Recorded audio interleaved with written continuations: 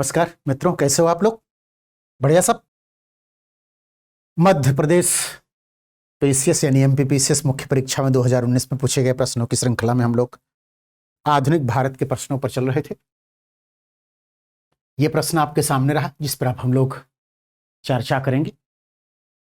British शासन के विरुद्ध आदिवासियों की प्रतिक्रिया के कारणों को आदिवासी विद्रोहों के प्रकाश में उद्घाटित कीजिए। प्रश्न को समझना बहुत महत्व। आंसर तो आप जानते ही हैं क्योंकि सब कुछ आप पढ़े हैं। प्रश्न अगर समझ में नहीं आया तब आंसर देना जो है चैलेंजिंग हो जाता, क्योंकि फिर जो आपको आ रहा है आप वही लिख देंगे, समझ नहीं हुई प्रश्न की। अब यहां क्या है कि ब्रिटिश शासन के विरुद्ध आदिवासियों की प्रतिक्रिया के कारण, यानी उन्होंने क्यों प्रतिक्रिया व्यक्त की, इसके कारण को लेना है पहले पक्ष में। दूसरे पक्ष में विद्रोहों के प्रकाश में, यानी आप कुछ उदाहरण दें। अच्छा प्रश्न है ये कि मुंडा विद्रोह या संथाल विद्रोह या कोई भी 2 उदाहरण कम से कम आप दें, और पहले वाले में आप विभिन्न कारणों को बताएं। तो सबसे पहले जैसा कि मैंने आपको कहा कि आप एक परिचय दें। परिचय क्या देंगे आप? अच्छा, ध्यान रखेंगे कि कभी कभी सेंटेंस में कहा कि और शब्द मिस हो जाए तो उसको आप सही कर लेंगे, ये छोटी छोटी चीजों को, क्योंकि मूल उद्देश्य मेरा है कि आपको डेवलप कराएं। जैसे कोई क्वेश्चन आता है आपके अंदर, आपके माइंड में आप प्रोसेसिंग शुरू हो, आंसर को कैसे हम डेवलप कराएं। ये पेपर सॉल्व करके देने का उद्देश्य है कि बच्चों को एक डायरेक्शन मिल जाए कि हमको ऐसे आंसर लिखना है, ये पॉइंट आउट करना है। अब सबसे पहले आप परिचय देंगे, तो परिचय में क्या देंगे कि ब्रिटिश शासन के विरोध में जनजातीय क्षेत्रों में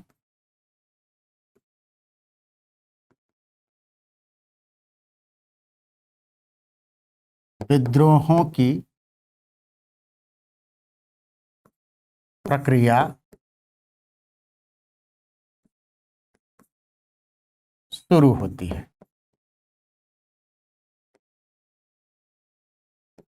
जिसके निम्नलिखित कारण है।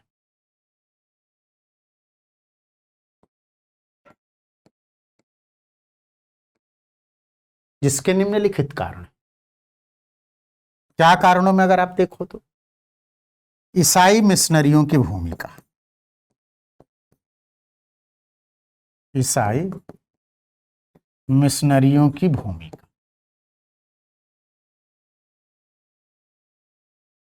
ईसाई मिशनरियों की भूमिका को थोड़ा सा आप बताओ क्या है। इसमें जो प्रमुख भूमिका है, ईसाई धर्म का प्रचार और धर्मांतरण, ये 2 पॉइंट इसमें आप सेंटेंस में बना के लिख दें।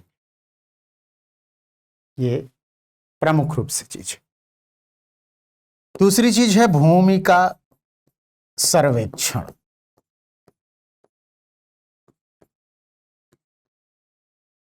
इसमें मुद्दा यह है बच्चों कि ब्रिटिश सरकार ने आदिवासियों की जमीन का सर्वेक्षण कराया, सर्वे कराया, और सर्वे में यह देखा गया कि सर्वे जो करता थे उन्होंने जमींदारों का पक्ष लिया, जमींदारों का पक्ष लिया, का पक्ष लिया। जाहिर सी बात है कि फिर इससे नाराजगी बढ़ेगी। Is it clear? तीसरी चीज में अगर आप देखो तो ब्रिटिश शासन, साहूकार, महाजन इत्यादि के द्वारा, साहूकार,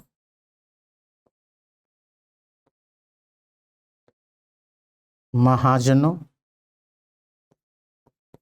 एवं ठेकेदारों के द्वारा शोषण, या चाहो तो इसमें आप अंग्रेजी शासन को भी पुट कर सकते हैं, क्योंकि हम परिचय में ही दे दिए हैं, इसलिए यहां मैं इसको स्पेशली नहीं दे रहा हूं।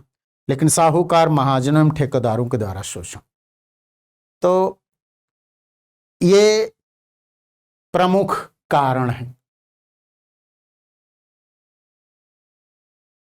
इनको आप इलेबरेट करेंगे। साहूकार, महाजन, ठेकेदार क्या करते थे कि, और ब्रिटिश शासन को आप कर लें, इसमें मेंशन कर लें ब्रिटिश शासन को भी, जैसे इसमें पॉइंट आउट करें आप, आदिवासियों के जमीन पर, आदिवासी जमीन पर भूमि कर लगाना,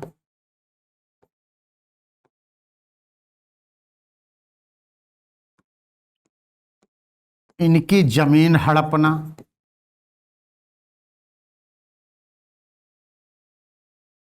आई बात समझ में कि नहीं, ऋण के जाल में फंसाना,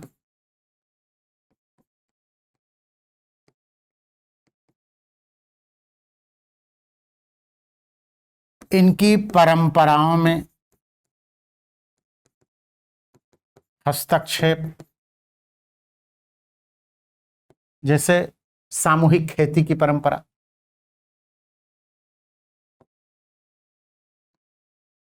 खेती की परंपरा,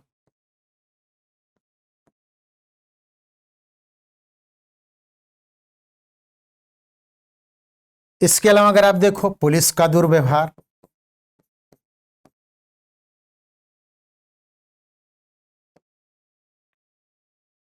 पुलिस का दुर्व्यवहार भी ठीक नहीं था, यह भी महत्वपूर्ण चीज है। तो इस तरह से आप बहुत सारी चीजों को इसमें पुट कर सकते हो। सारे कारण स्पष्ट हो गए। ईसाई मिशनरियों से शुरू करिए, ब्रिटिश शासन प्रशासन को, जमींदार, ठेकेदार, महाजन, साहूकार, कैसे ये सब जो है इनका करते थे। तो पहले पक्ष में जो है इसको आप दिखा सकते हैं कि इन कारणों से इनके अंदर असंतोष पैदा हो, इसलिए ये क्या कर रहे हैं, विद्रोह कर रहे हैं।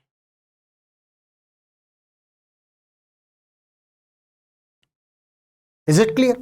तो इस तरह से इतना कारण सफिशिएंट है, क्योंकि 100 ही शब्द में आपको लिखना है। दो पक्ष है, उत्तर के दो पक्ष हैं। एक तो आदिवासी विद्रोहों के कारण सामूहिक रूप में, अगर आप देखो तो भारत में विभिन्न क्षेत्रों में विद्रोह की प्रक्रिया शुरू हो रही। भील विद्रोह महाराष्ट्र में हो रहा है, फिर बिहार में हो रहा है, मुंडा बिहार और झारखंड अगर हम दोनों को ले लें तो संथाल विद्रोह और मुंडा विद्रोह वगैरह भी हो रहे हैं। इधर कोल विद्रोह हो रहे हैं महाराष्ट्र और मध्य प्रदेश वगैरह में। आज महाराष्ट्र मध्य प्रदेश बन गए, लेकिन उस समय ऐसे इनका विभाजन नहीं था। तो इस तरह से अगर आप देखो तो जो भी ये एरिया आ रहा है, कवर हो रहा है, मध्य भारत का, महाराष्ट्र वगैरह का क्षेत्र जो है, यहाँ की जो आदिवासियां हैं, चाहे वो संथाल हो, मुंडा हो, उरांव हो। अच्छा, ध्यान रखेंगे आप कि उदाहरण भी आपको देना है, विशेष रूप से लिखनी है। यहां एक चीज और स्पष्ट कर दूं आपको कि ईसाई मिशनरियों की दोहरी भूमिका है। पहले क्या है, पहली भूमिका में तो इन्होंने आदिवासियों के परंपराएं, धर्म, मान्यताएं, संस्कृत में हस्तक्षेप करते हैं, अपने ईसाई धर्म का प्रचार प्रसार करके, तमाम तरह के लोभ लालच दे करके धर्मांतरण करते हैं, यानी ईसाई बना दिए, आदिवासियों को ईसाई बना दिए। फिर इनके इंटरेस्ट में कानून बनवाने की मांग जो है ब्रिटिश सरकार से करवाते कि आप इनके इंटरेस्ट में काम करिए। इस तरह से भूमिका को इनकी भूमिका को आप समझो कि छोटा नागपुर अधिनियम जो बना 1869 के आसपास। बाद में फिर अन्य बहुत सारे अधिनियम बने, उसके तहत आदिवासियों को कुछ कानूनी संरक्षण मिला, उनकी जमीनों को कुछ जो है सुरक्षित करने की कोशिश किया आदिवासियों के लिए, ये विशेष रूप से उल्लेखनीय है। अच्छा, यहां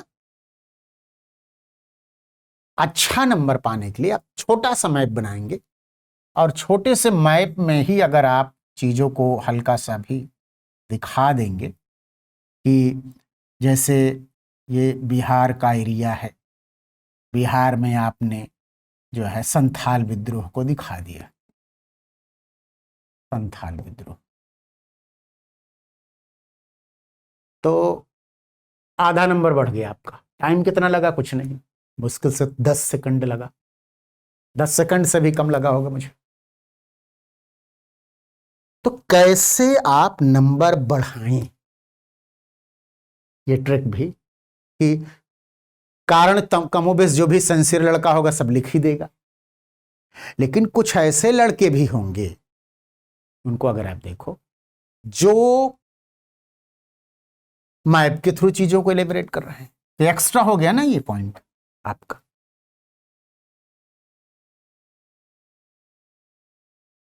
तो इस तरह से इनको आप पुट करें तो ये थोड़ा सा अंक बढ़ा देगा। 6 नंबर का चूंकि ये क्वेश्चन है, तो इसमें 4 नंबर तो आप स्कोर ही कर सकते हैं, और जब आप मैप वगैरह बना देंगे तो आपको 4.5 वो दे सकते। अब आप इसको ऐसे कैलकुलेट करें कि जितने प्रश्न है उसमें आधा आधा अंक अगर मैं सभी प्रश्नों में लीड कर लूं, तो 20 प्रश्न में अगर लिया तो 10 अंक हो गए, सारे पेपरों में लिया तो लगभग 40-50 अंक ले लिए। यही लीड होती है, कोई थोक में लीड आप नहीं ले पाएंगे, छोटा छोटा लीड लेंगे आप, कोई टेक्निक अपना करके। एक टेक्निक जैसे मैंने आपको यूं ही आपको बता दिया कि कैसे आप जो है, और बहुत सारे डायमेंशन जो है आपको एक्सप्रेशन के मिल जाएंगे कि इस ढंग से हम इलैबोरेट करेंगे तो ये आ जाए। लेकिन जो मैंने लिखा ये बेसिक पॉइंट है, ये पॉइंट सारे आपके आंसर में होने चाहिए, क्योंकि ये बेसिक पॉइंट के बाद ही सब एडिशनल पॉइंट। बेसिक पॉइंट अगर आपने नहीं दिया है, मैप बना दिया है, तो आपको आधा नंबर दे देगा, तो कोई वो नहीं। ढांचा तो यही है जो मैंने आपको बताया। तो इस तरह से इनको आप देखेंगे। अब ये चीजें अगर आप देखो, ये पॉइंट आउट कर दिया आपने, उदाहरण दे दिया। अब उदाहरण को भी थोड़ा सा हम लोग लेते हैं। अब उदाहरण में अगर आप देखो तो हम 2 विद्रोह को लेते हैं। सबसे पहले तो हम संथाल विद्रोह को लेते हैं। संथाल विद्रोह कहां हुआ? ये दामन ए कोह में, यानी बिहार में। दामन ए कोह कहां है ये बच्चों? बिहार में है। अब इस प्रश्न के नेचर को देखते हुए आपको कम से कम मेरे हिसाब से 2 उदाहरण आप जरूर दें, बढ़िया वाले उदाहरण, अच्छे वाले उदाहरण दे। कब हुआ था संथाल विद्रोह? 1855। नेता कौन थे? सीधू और कान्हू। सीधी कान्हू के नेतृत्व में यह विद्रोह हुआ।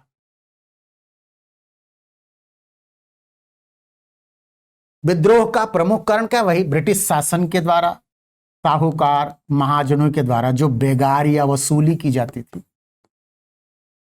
शोषण, बहुत सारे फैक्टर, इनकी जमीन से कर लेना, बेगार करवाना, वसूली करना, जबरदस्ती करना, इसलिए इन्होंने विद्रोह कर दिया। तो सीधू कान्हू के नेतृत्व में जबरदस्त विद्रोह, और यही नहीं, इस विद्रोह में इन नेताओं ने ब्रिटिश सत्ता को समाप्त करने की बात की। ब्रिटिश सत्ता को समाप्त करना, ब्रिटिश सत्ता को समाप्त करने की बात की गई कि कैसे भी करके इस शासन को समाप्त करना है। इसलिए यही कारण है। अब आप देखिए, चूंकि अभी आंसर चल रहा है आपका, आंसर लिमिटेड होता है। तो आपको ये सारी चीजें, तो मान लीजिए थोड़ा सा मैंने फैला के आप इसको एक लाइन में बता दें, 2 लाइन में, कि 1855 में संथाल विद्रोह बिहार के दामनकोह में सिद्धू कान्हू के नेतृत्व हुआ। कारण 60 सेठ साहूकार महाजनों के द्वारा वसूली करना, शोषण करना, हस्तक्षेप करना इनके जीवन में। इससे इन लोगों ने विद्रोह किया और इनका उद्देश्य था ब्रिटिश शासन को समाप्त करना। इस तरह से इनको आप जो है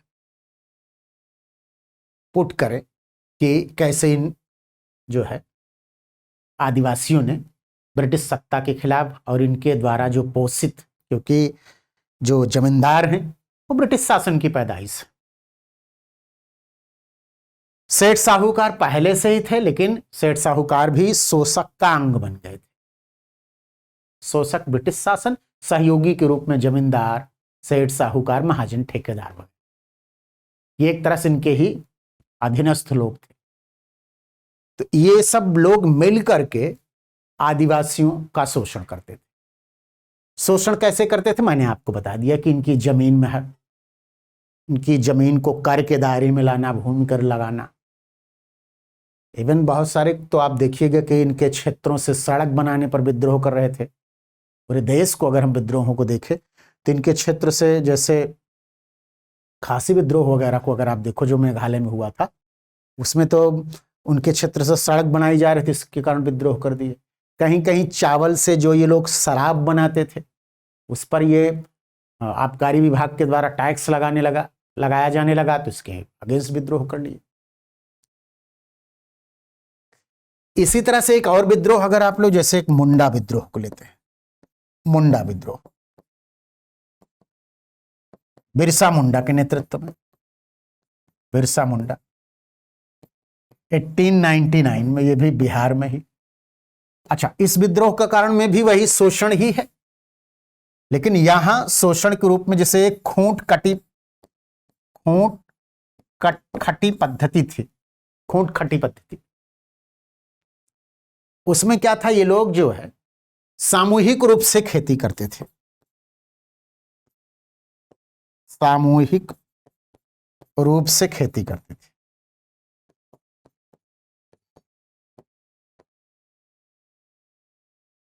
सामूहिक रूप से खेती करते थे।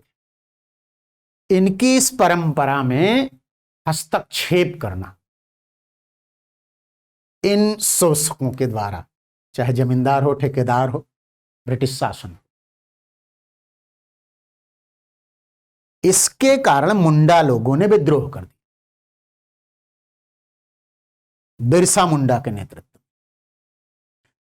बिरसा मुंडा चूंकि वैष्णव धर्म को मानते थे, तो बाद में बिरसा मुंडा को भगवान घोषित कर दिया। हजारों की संख्या में मुंडा लोग एकत्रित हो गए।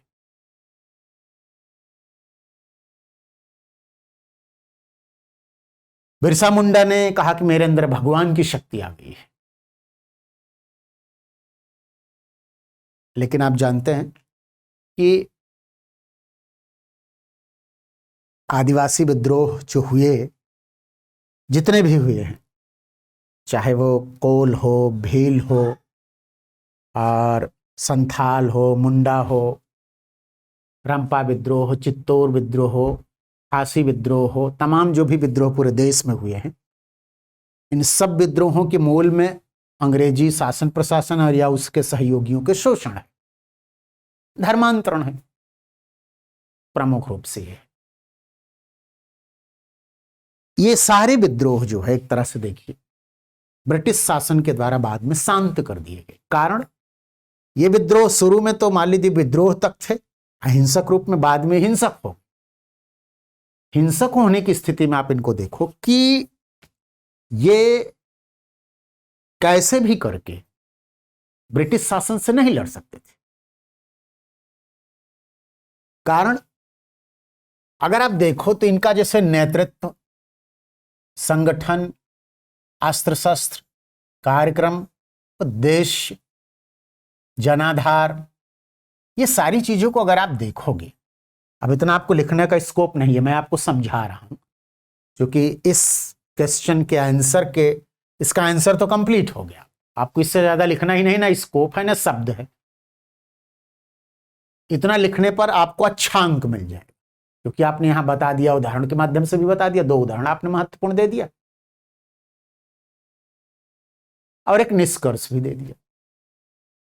निष्कर्ष में आप जो देंगे कि एक तरफ तो आप बताएंगे कि ये विद्रोह शांत हो गए, लेकिन कुछ काश्तकारी अधिनियम बने जिसके द्वारा इनको कुछ संरक्षण मिला, इससे ये शांत हो गए, लेकिन शोषण की प्रक्रिया बनी रही, ये खत्म नहीं हुई। ये हार गए तो ब्रिटिश सत्ता इनको कुछ देने के लिए, क्यों कारण है, इसको आप समझने की कोशिश करो। अब ये आंसर से हट करके मैं व्याख्या कर रहा हूं, उसको आप समझो, आने वाले प्रश्नों में काम आएगा। कैसे बच्चों? ब्रिटिश शासन, अब जैसे एक शेर है कि तन की हवस मन को गुनहगार बना देती है, बाग के बागवान को बीमार बना देती है, भूखे पेटों को देशभक्ति सिखाने वालों, भूख इंसान को गद्दार बना देती है, भूख इंसान को गद्दार बना।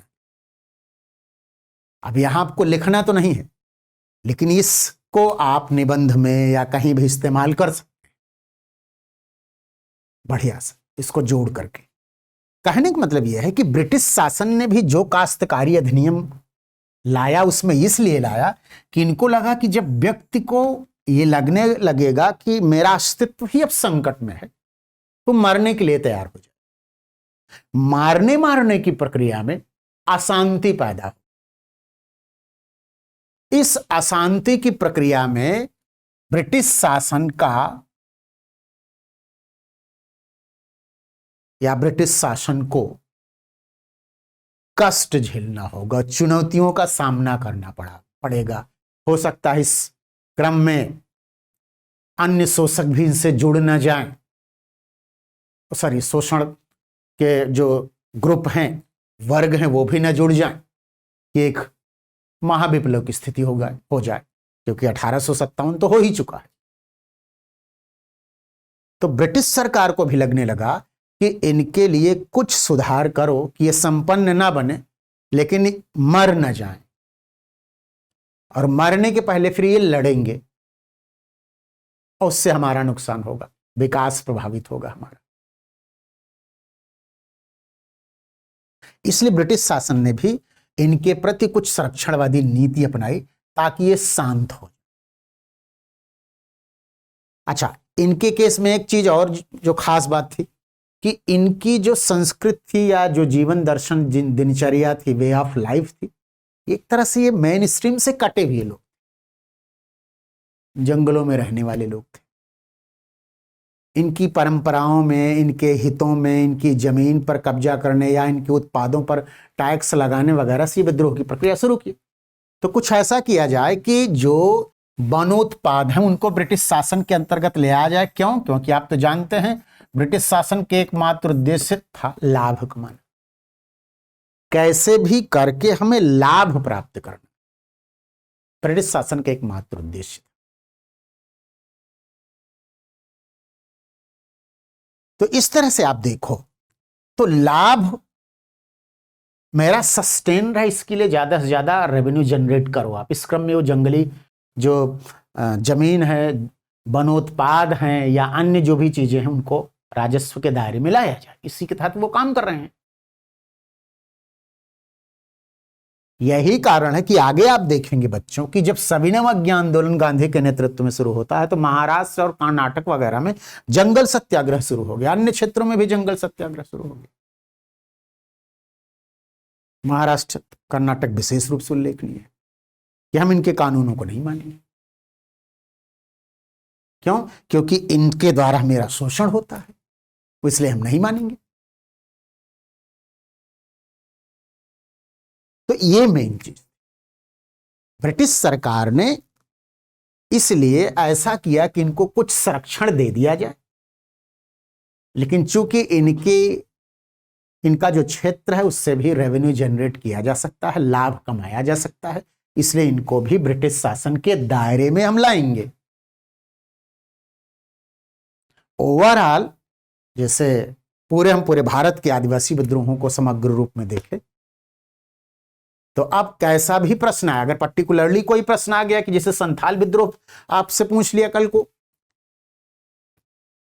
तो संथाल विद्रोह को आप थोड़ा डिटेल में बताएंगे, मुंडा विद्रोह को पूछ लिया डिटेल में आप बताएंगे। लेकिन यहां चूंकि आदिवासी विद्रोह के कारण और पर्टिकुलरली किसी विद्रोह के संदर्भ में तो उदाहरण भी पूछ लिया, तो दोनों बताना है। यानी इस प्रश्न के दो पक्ष थे, 3-3 अंक के, दोनों पक्षों को आप बढ़िया सा इलेबोरेट करेंगे तो आपको 4.5 नंबर तक मिल सकता है। और 4.5 नंबर मिलने का मतलब है कि आपको मजिस्ट्रेट बनने से कोई नहीं रोक सकता, यह भी स्पष्ट कर दे। तो ओवरऑल आदिवासी विद्रोहों पर कैसा भी क्वेश्चन आएगा, यह आंसर एक तरह से आपके लिए हमेशा के लिए फिक्स हो कि आप ये पॉइंट फिट कर देंगे। पर्टिकुलरली किसी विद्रोह को पूछता है तो इसको थोड़ा सा और हाईलाइट करेंगे, लेकिन मूल कारण यही रहे। एग्जैक्टली, तो इस तरह से इनको हम बता दें, बाद में इसका एक आप कंक्लूजन दे देंगे निष्कर्ष के रूप में पूरा लिखने के बाद। अब तो ये मैंने काफी अच्छी व्याख्या कर दिया है, आप चीजों को समझ गए होंगे, जो बेसिक चीजें समझने की जरूरत थी उदाहरण के माध्यम से और चीजों को। निष्कर्ष में आप जो आंसर लिखेंगे, निष्कर्ष में आप ये दे सकते हैं कि ब्रिटिश सरकार ने अपने हितों के साथ एक संतुलन बनाते हुए इनको कुछ संरक्षण प्रदान किया। इस तरह से आप आंसर का अंत कर सकते।